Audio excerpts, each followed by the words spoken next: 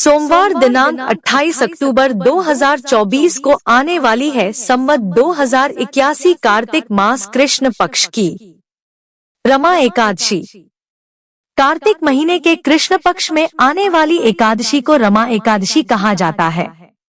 ऐसी मान्यता है कि इस दिन भगवान कृष्ण की उपासना करने और व्रत रखने से मनवांछित कामना पूरी होती है। रमा एकादशी को रंभा एकादशी भी कहते हैं। इस दिन वासुदेव श्री कृष्ण के केशव रूप की उपासना की जाती है। कहते हैं कि इस दिन की पूजा से कान्हा से साक्षात्कार भी संभव है।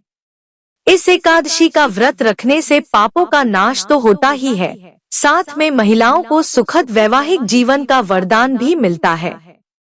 रमा एकादशी पूजा विधि: 01 सुबह उठकर स्नान कर स्वच्छ वस्त्र धारण करें और भगवान कृष्ण या केशव का पूजन करें। 02 पूजा करने के बाद मस्तक पर सफेद चंदन लगाएं, इससे मस्तिष्क शांत रहेगा। 03 भगवान कृष्ण को पंचामृत, फूल और मौसमी फल अर्पित करें। 04 श्री कृष्ण के मंत्रों का जाप करें। 05 पूजा के दौरान गीता का पाठ भी अवश्य करें। 06 रात को चंद्रोदय के बाद दीपदान करें।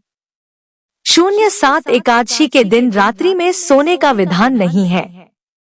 कहा जाता है कि एकादशी का पूर्ण फल प्राप्त करने के लिए रात्रि में जागरण करें। 08 एकादशी के अगले दिन यानी द्वादशी के दिन दान करें। खास तौर से जूते, छाते और वस्त्रों का दान श्रेष्ठ माना जाता है। 09 द्वादशी के दिन दान करने के बाद व्रत का पारण करें। कार्तिक मास का पहला एकादशी का व्रत 28 अक्टूबर को रखा जाएगा।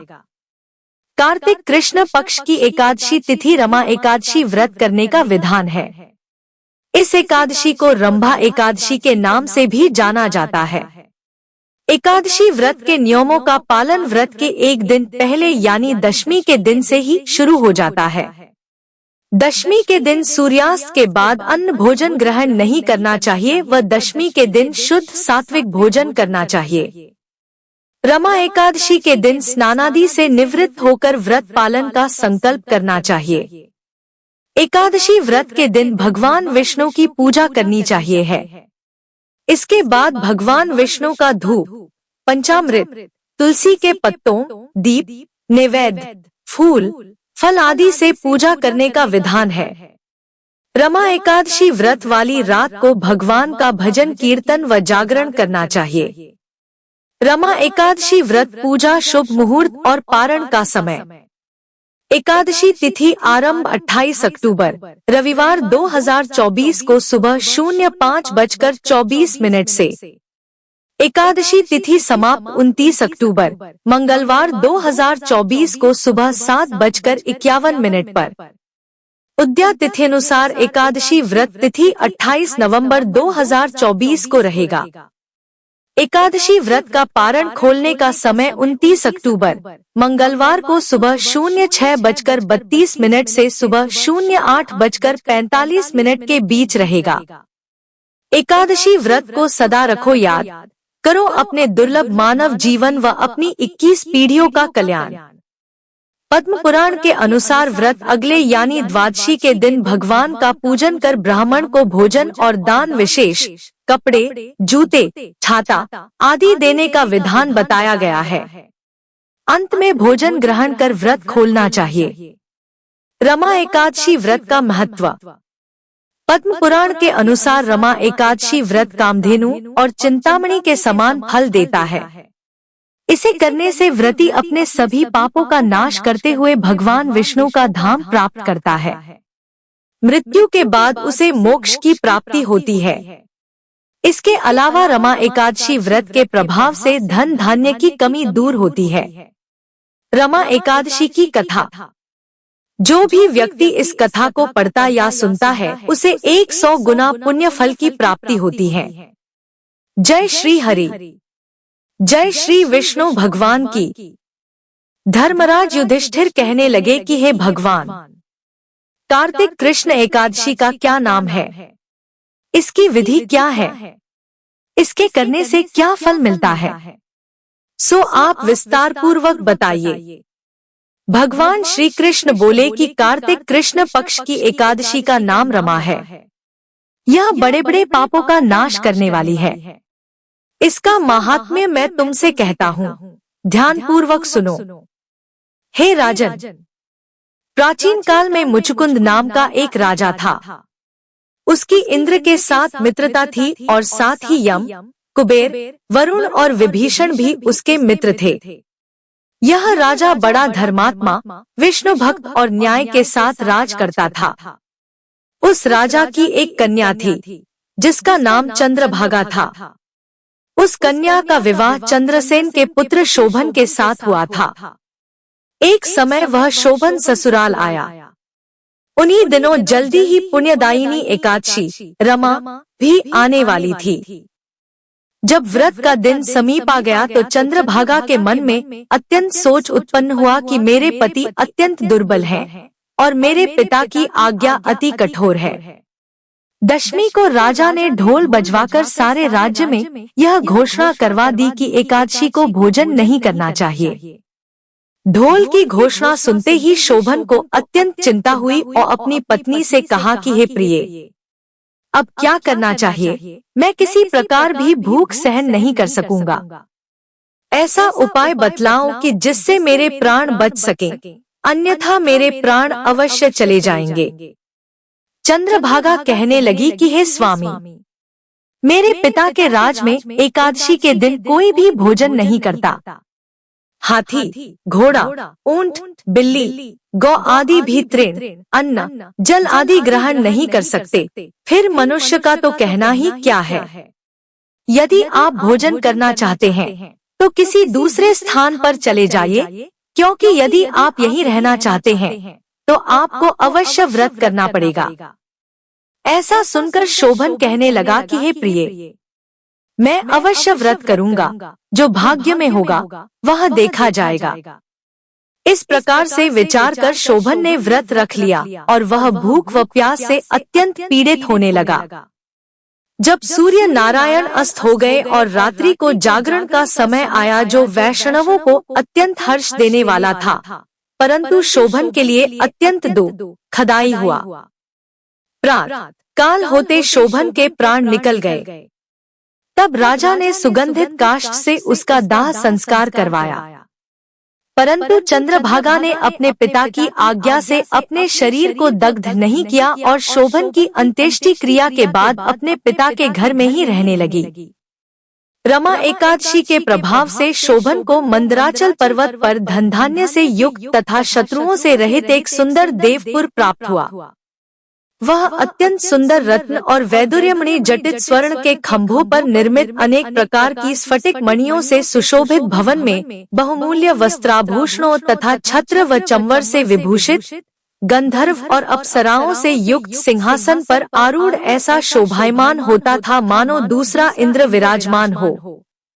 एक समय मुचुकुंद नगर में रहने वाले एक सोम शर्मा नामक ब्राह्मण तीर्थ यात्रा करता हुआ घूमता घूमता उधर जा निकला और उसने शोभन को पहचान कर कि यह तो राजा का जमाई शोभन है, उसके निकट गया। शोभन भी उसे पहचान कर अपने आसन से उठकर उसके पास आया और प्रणामादि करके कुशल प्रश्न किया। ब्राह्मण ने कहा कि राजा मुचुकुंद और आपकी पत्नी कुशल से हैं। नगर में भी सब प्रकार से कुशल हैं, परंतु हे राजन, हमें आश्चर्य हो रहा है। आप अपना वृत्तांत कहिए कि ऐसा सुंदर नगर जो न कभी देखा न सुना, आपको कैसे प्राप्त हुआ। तब शोभन बोला कि कार्तिक कृष्ण की रमा एकादशी का व्रत करने से मुझे यह नगर प्राप्त हुआ, परंतु यह अस्थिर है। यह स्थिर हो जाए ऐसा उपाय कीजिए। ब्राह्मण कहने लगा कि हे राजन, यह स्थिर क्यों नहीं है और कैसे स्थिर हो सकता है, आप बताइए, फिर मैं अवश्य में वह उपाय करूंगा। मेरी इस बात को आप मिथ्या न समझिए। शोभन ने कहा कि मैंने इस व्रत को श्रद्धारहित होकर किया है, अतः यह सब कुछ अस्थिर है। यदि आप मुचुकुंद की कन्या चंद्रभागा को यह सब वृत्तांत कहें तो यह स्थिर हो सकता है। ऐसा सुनकर उस श्रेष्ठ ब्राह्मण ने अपने नगर लौटकर चंद्रभागा से सब वृत्तांत कह सुनाया। ब्राह्मण के वचन सुनकर चंद्रभागा बड़ी प्रसन्नता से ब्राह्मण से कहने लगी कि हे ब्राह्मण, ये सब बातें आपने प्रत्यक्ष देखी हैं या स्वप्न की बातें कर रहे हैं?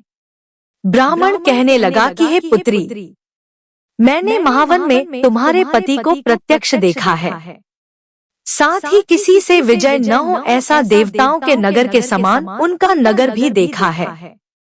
उन्होंने यह भी कहा कि यह स्थिर नहीं है, जिस प्रकार वह स्थिर रह सके सो उपाय करना चाहिए। चंद्रभागा कहने लगी, हे विप्र, तुम मुझे वहां ले चलो, मुझे पतिदेव के दर्शन की तीव्र लालसा है। मैं अपने किए हुए पुण्य से उस नगर को स्थिर बना दूंगी। आप ऐसा कार्य कीजिए जिससे उनका हमारा संयोग हो, क्योंकि वियोगी को मिला देना महान पुण्य है। सोम शर्मा यह बात सुनकर चंद्रभागा को लेकर मंदराचल पर्वत के समीप वामदेव ऋषि के आश्रम पर गया। वामदेव जी ने सारी बात सुनकर वेद मंत्रों के उच्चारण से चंद्रभागा का अभिषेक कर दिया। तब ऋषि के मंत्र के प्रभाव और एकादशी के व्रत से चंद्रभागा का शरीर दिव्य हो गया और वह दिव्य गति को प्राप्त हुई। इसके बाद बड़ी प्रसन्नता के साथ अपने पति के निकट गई।